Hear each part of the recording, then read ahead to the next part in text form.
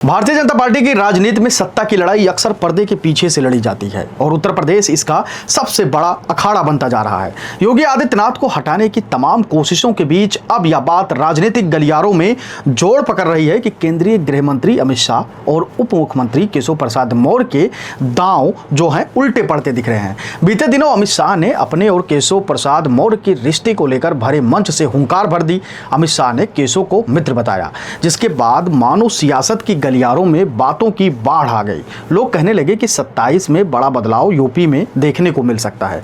लेकिन सवाल अभी भी यही बरकरार है कि योगी को बीजेपी के द्वारा दरकिनार करना कितना बड़ा मुश्किल है। जहां एक ओर योगी आदित्यनाथ जनता के बीच हिंदुत्व के कठोर प्रशासक के रूप में अपनी पकड़ मजबूत करते जा रहे हैं, वहीं दूसरी ओर पार्टी के भीतर ही उन्हें कमजोर करने की कोशिशें नाकाम हो रही हैं। संसदीय चुनाव से पहले ऐसी खबरें उभर कर सामने आई कि योगी आदित्यनाथ की बढ़ती स्वतंत्रता और लोकप्रियता से दिल्ली का एक गुट असहज महसूस कर रहा है।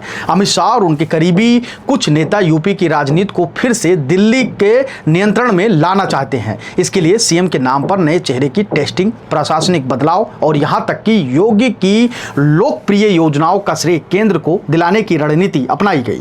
केशव मौर्य को इस मिशन में एक संभावित भीतरघाती विकल्प के रूप में देखा गया। ओबीसी चेहरा, जमीन से जुड़ा नेता और योगी का कथित तौर पर कट्टर प्रतिद्वंदी, लेकिन यह प्रयोग पूरी तरह से उल्टा पड़ गया लोकसभा चुनाव में। उत्तर प्रदेश में भाजपा को बड़ा झटका लगा। जातिगत समीकरण को साधने के फेर में पार्टी अपनी मूल पहचान से डगमगाती दिखी।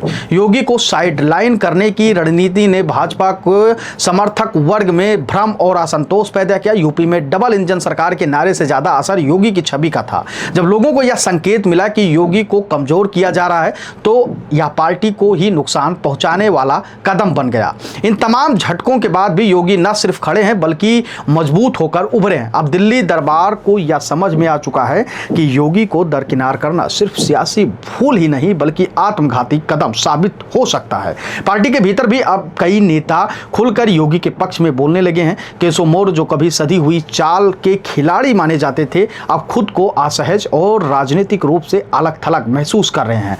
वहीं अमित शाह, जिनकी रणनीतिक वर्षों तक अचूक मानी जाती रही है, पहली बार उत्तर प्रदेश जैसे बड़े राज्य में चूक करते हुए वो दिखाई दिए। सवाल यह है कि क्या अमित शाह और केशव मौर्य अब भी योगी को हटाने के मूड में हैं या फिर हार मानकर पीछे हटेंगे? और क्या प्रधानमंत्री नरेंद्र मोदी अब यूपी की सत्ता को पूरी तरह योगी के हवाले कर देंगे? इन सवालों का जवाब फिलहाल समय के गर्भ में है, लेकिन एक बात साफ है, योगी आदित्यनाथ को कमजोर समझना अब भाजपा के लिए भारी पड़ सकता है।